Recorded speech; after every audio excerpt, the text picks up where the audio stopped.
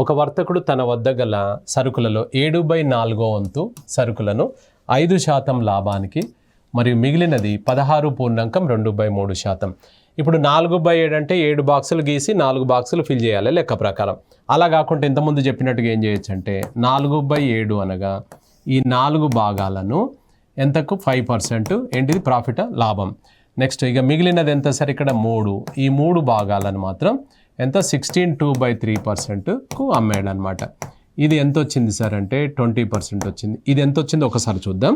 ఇప్పుడు 3 × 16/2/3ని మనం ఎలా రాయొచ్చు అని అంటే ఇప్పుడు ఇది 3 × 16 అంటే 48 + 2 50/3% అంటే ఇది కట్ చేస్తే మనకి ఇక్కడ ఏమవుతుంది సార్ అంటే ఇప్పుడు ఇక్కడ మనకు పర్సంటేజ్ ఉంచండి.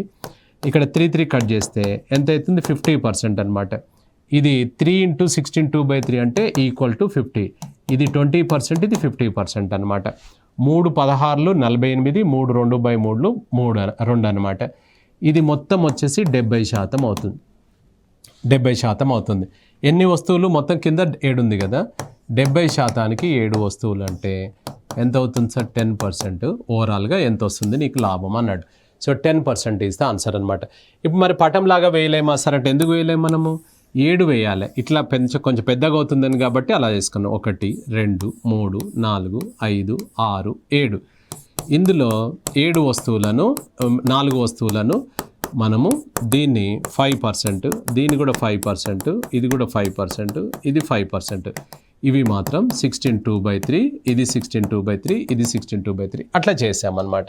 అలా చేయకుండా ఇట్లా చేసుకోవచ్చు, తప్పేం కాదు.